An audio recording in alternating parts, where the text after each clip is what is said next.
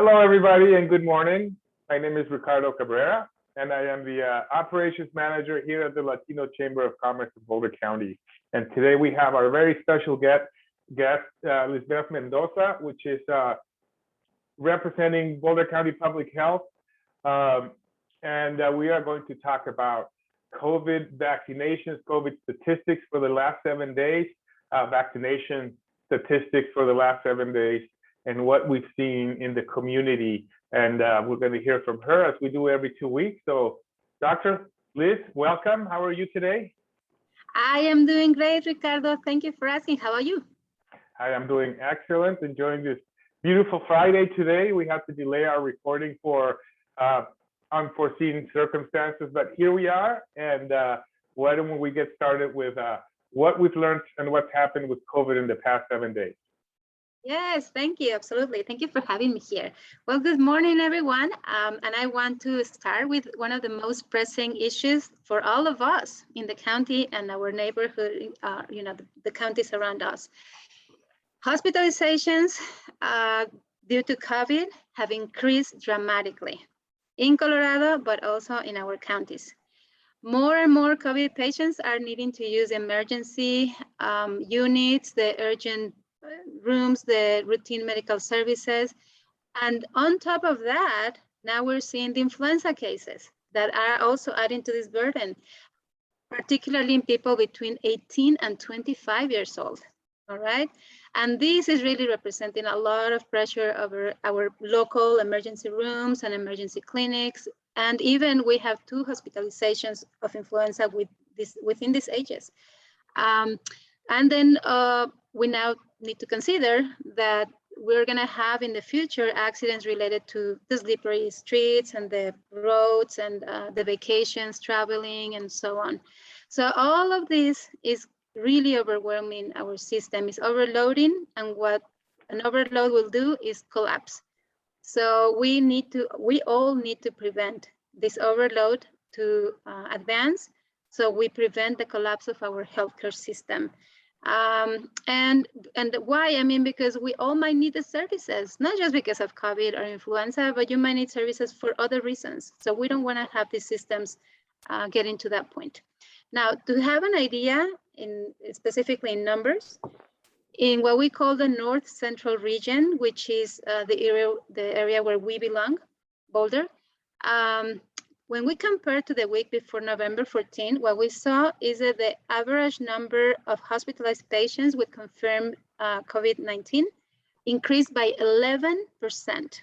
That's a big increase. The average number of beds that are appropriately equipped in the intensive care unit, and appropriately equipped doesn't mean just machines and the bed in itself, but the healthcare personnel that can take care of those patients, dropped to an average of 5%. It was 7% the previous week, now it dropped to 5%. And the same is happening with the beds for medical and surgical purposes. What this means is that as of November 14, this region reported that for an average of 7 days, 95% of the units in the intensive care, but also medical and surgical, have been occupied. So that, there's almost no room. Now, 40% of the hospitals have reported that they have significant shortage in the staff. They already have reported like 37, now they climbed to 40, and that was just up to the 14th. Now we have 11 confirmed cases of pediatric COVID-19 in our hospitals, and 17 cases that are probably under study to see if they are or not victims of the COVID. Now, what this led to is to the activation of the what we call the Combined Plan for Hospital Transfer Center. And this is a plan that allows for hospitals to kind of like transfer patients with either COVID or no COVID when needed. They have their criteria. Now, that's at this level in the state, but us in Boulder County, what we have is that as for November 15, as of November 15, 98 people were hospitalized with COVID-related illnesses in our hospitals. We had 92 the last week, and this tendency to go up is not really changing much. The cumulative rate of new cases in 1 week reached the almost 276 cases per 100,000 people. With what does that mean? That big number, that we're still in a situation of high transmissibility in our county. And that's why we need to use the masking measurements and the social distancing as well. Especially in the neighborhoods or the areas and counties where the cases are the highest. And then in the past 7 days, the number of cases went highest were found among children 0 to 11. That's a difference from what we had before, because before we saw that it was between the people 23 to 44, and now it's between this group of age. And again, the highest percentage of cases was seen in Longmont, and there has been also fatalities. We also have had fatalities, and the tendency to an increase in fatalities for the past weeks persists. And we have had 40 deaths so far since May 1st for a total of 296 deaths. So we are having a lot of issues now. And on top of that, well, the Centers for Disease Control and Prevention is investigating what's going on with these large influenza outbreaks in the college campuses across the country. And we are doing our share of that. So students, please be careful. Use your masking, get your vaccine. Wow, that's a lot of information and a lot of bad news information. So just to summarize what I've heard is that we have a couple of things going on. One of them, we have more people getting sick, and this trend has been going on for the past few weeks, so we're getting more and more cases. But we're also getting now to the point where we have less and less rooms in the hospitals to take care of this sick individuals. This is a history repeating itself, because when COVID started, this was the first things that we noticed, that people, as they were getting sick, were having less and less rooms to take care of. Of course, if you follow that progression from last year, mandates came around, and then they started limiting the movement of individuals. You know, they started closing restaurants and stuff like that. I hope this doesn't happen again, but as we know also from the news, they are considering, and they're starting to do this already in Europe. And also, you know, the correlation there is what happens in Europe happens here about 30 days later. So guys, we're still, you know, in the mode of wearing a mask. Let me invite everybody to wear your mask. Wear your mask when you do your social distancing. That still is the number 2 now. I'd say that's now the number 2 way to protect ourselves, because the number 1 way now is to get vaccinated, and that has it's a very strong protection that we can do for ourselves. I also heard you talk about influenza, and that affects the whole scenario in the ecosystem here that we have from the pandemic. Not only because there are pockets of influenza cases, but it starts taking away from the hospital beds that it's already full for all practical purposes. 95% full is full, right? So let's consider that and see what we can do to help each other not get infected or not get COVID. So with that, let's hear about vaccination rates and what's going on with that. Kids can get vaccinated now. That's good news. So tell us about Dr. Liz. Yes. So, okay. So approximately 3,000 people in Boulder County received their first dose of the COVID-19 vaccine last week. Thank you very much. That's a great advancement. Of course, the numbers of demand, the demand for vaccination has been a little lower, or not as fast as before, but this is great. Now, with this, we have that more than 228,000 people have received the full course. This represents about 70% of our total population and about 73% of the eligible population, which is not bad, but still we need to keep pushing. Now, about 30%, that leaves us now with about 30% of the residents who are not fully vaccinated due to their age or another reason. Just over 9% of the eligible population have received only the partial course. So we invite you to please don't forget to complete your course. Even if more time has passed since you received your first dose, it's now late. Just show up at a clinic and get your second dose. Now, a very special invitation is still open to all those 56,600 residents who have not been vaccinated and are eligible. For whatever reason that is, please, talk to your provider, the doctor, the nurse, whoever you feel more confident to talk to about, your fears, your concerns about around this vaccination. Or call us. You can call us, you can call the Colorado Department of Public Health and Environment. And we have hotlines, and the staff is super well prepared to answer to your questions, to hear you, listen to your concerns, and help you guide, your decision, for you to get make your best decision out of this. What other thing I was going to say? Let me find in the data. Well, just a reminder that the COVID vaccine is for everybody, free. You don't need to have insurance. You don't need to have, a specific migratory status. No matter your language, no matter the name that you like to be called, and no matter your political affiliation, you are welcome to receive it. It's free for you.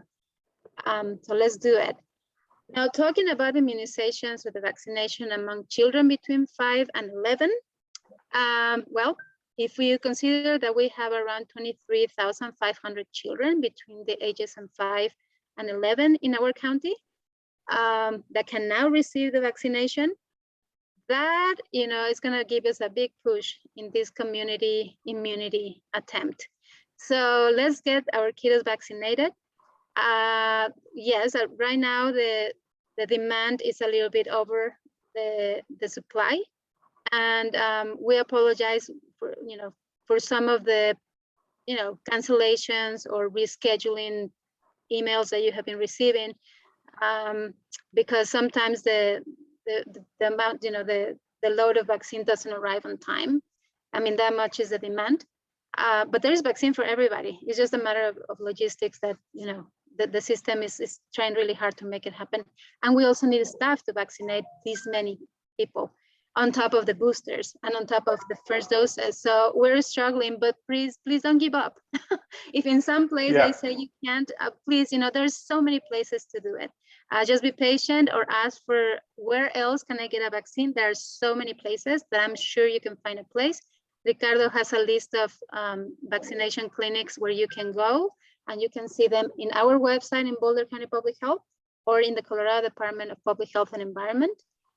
Go look for the COVID vaccine providers, and then you'll be able to find something, I'm sure. Finally, I want to talk about the influenza vaccine. This influenza vaccine does pretty much the same that the COVID vaccine does in terms of preventing the severity and the hospitalizations and death of the disease influenza in people. So it's not the same influenza or COVID. Getting one vaccine does not protect you from the other one. Those are two different things completely. But both vaccines are highly effective. Influenza vaccine does not have the incredible effectiveness that this COVID vaccine has, but still is very good vaccine. It gives you a really good protection. Yes, we encourage people to get both, even if you have never had influenza, and maybe more so.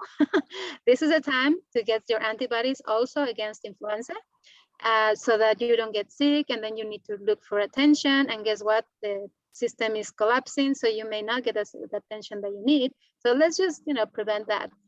Everybody over 6 months can receive the vaccine against influenza, and you can get this vaccine together with COVID vaccine.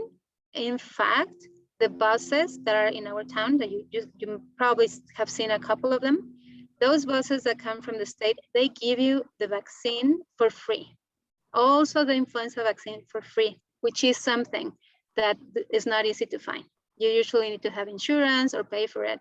But right now these buses are distributed for free. So if you see a bus, just approach and say, I would like to get the influenza vaccine. And if they have the capacity, meaning the staff and the vaccine, they will say yes, wait, or something. And if they ask you to wait, please wait. Because a lot of people get desperate, like, oh no, if it's not right now, I don't want it. Just wait, because it's not that easy to get. Yep. And yeah.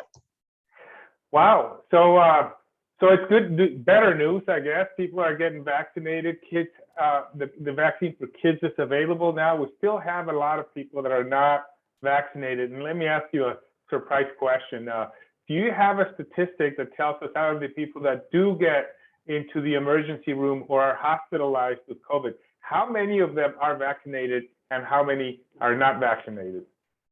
Okay, so let me just say real quick. Most of the people that show up for any reason with COVID issues is non-vaccinated. So that's just to begin with. Now, an impressive statistic is the teenagers that showed up at the emergency room and then finally end up hospitalized, none of them were vaccinated. And that was, I mean, this just happened a few weeks ago after, you know, when the recount was done. So, and that's, we know that now teenagers are eligible to receive the vaccine. Nevertheless, they showed up in here because they were not vaccinated. And Wow. in the other numbers that we see across the country, I mean, around, you know, at least over the 85, 90% is where, you know, where we can find numbers around there of people hospitalized, severely ill or dying that were not vaccinated. So definitely this shows us how, you know, these vaccines are highly effective. And those who were fully, oh, by the way, I just want to mention that this includes people that were not fully vaccinated. So you need to be vaccinated at least one time, but also completed so that you are out of danger like more effectively. Mm-hmm. Wow, that's an impressive statistic. So basically, if you're not vaccinated and you get, you know, you're at risk, basically. So, excuse me, let me ask you about booster shots. So now there are booster shots also, and there are, last 2 weeks ago, they were only available for at-risk, you know, immunocompromised individuals. Is that still the case? Because I've heard that it may be available to everybody, and what is the case now? Yeah, so because Colorado is having so much trouble, and not only us, I mean, this is happening in other states too. Now it's been decided that anybody over 18 can get a booster. Okay. Now here's the trick. Here's the number to remember. So if you receive Pfizer and Moderna, you need to wait at least 6 months since you last received your second dose. If you receive the J&J, you don't have to wait that long. It's only, I think, 28 days, or no, 2 months since your last JA vaccine. That's kind of like the trick. And the other thing is, thank you for asking that, because a lot of people are getting upset after showing up at clinics and realizing that there are no more walk-ins, or not that many walk-ins to get a vaccine or a booster in this case. Usually you need an appointment. And it is a case because, again, the demand is way too high, the staff is short. So yeah, we recommend you, if you want to get a booster, before you go to a place as a walk-in, just get into Walgreens or get into King Supers, I don't know, any other super, Walmart, Costco, and try to get an appointment with them so that you can guarantee at least that if you show up, they might be able to give you your booster. Wow. So, all right, good. Well, thank you for all that information, Liz. This is great information to know. So once again, then the invitation that we that we are here to do for everybody is, you know, keep your mask on, wear it. I do notice everywhere I go, I mean, people are getting complacent. I don't see, or I don't feel, it may be me here, I'm talking for myself, I don't see or feel a sense of urgency anymore, and our cases are going up. We are in the same place that as we were last year with number of cases, and we need to be aware of that. So wear your mask, social distancing, get vaccinated, and with that, let's go to our last segment today, which is tell us the word on the street. What have you heard from individuals, or what would you like to let everybody know about what's going on and how can we be better for ourselves? Yes, thank you very much, Ricardo. Well, this message is more for the parents of the kids, you know, that you know, are trying to authorize the vaccination of their kids. Just remind you that the vaccines, I mean, there is no study, there is no scientific evidence that shows that vaccines can create long-term side effects to your children. Almost no vaccine, or pretty much yeah, I mean, no, there is no such a thing as long-term side effects of vaccines. What you can have is a side effect that was not well taken care of, and then that might give you some issue in the future, but that's very, very, very rare for any vaccine, including this vaccine. Second, there's no proof that there is infertility risk if you vaccinate your child in the future, for them, or that in the future your child is going to have, your daughter is going to have problems with their periods or anything like that. There is no evidence of that.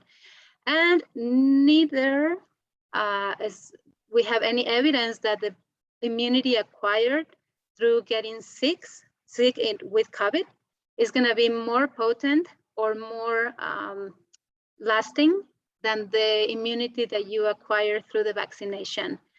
The vaccination persists as the most safe or the safest way to get immunity, to gain that immunity you need to be protected. It's a controlled situation, it's a well-studied situation, and is under vigilance and scrutiny like no other vaccine ever. So go for the safe route instead of trying to test if you can get COVID, survive it, and not end up with long-term COVID, which is another issue that we're seeing. That's our suggestion. When you are waiting, should I take it or not? Why don't you try the safest, most studied way of doing it instead of the other way around? Right. That's an invitation. Excellent. Well, I can't believe that people still believe that the government, the United States, and pharmaceutical companies would use and approve a vaccine that has such type of side effects. So, guys, it's not true. These vaccines are safe, just like any other vaccine. They all go through a rigorous testing stage and testing phases. I could go into a lot of reasons why this is really safe. And it's not the first time they make a vaccine like this. It's the first time they make it for COVID, but there are other vaccines with the same technology, and those guys are safe as well. So if that's limiting you, I would say, it's not true. They're safe. Go get your vaccine today. Our goal is to get everybody vaccinated, and we're almost there. And you're going to help not only yourself, but your immediate family and the rest of the community. So please do so as soon as you can and as soon as you feel comfortable doing it. With that, Liz, is there anything that we should add today? No, just wish you all wonderful holidays coming. And thank you very much for having us here. Absolutely. And with that, happy Friday, everybody. And we will see you next time. Thank you. Thank you. Bye-bye.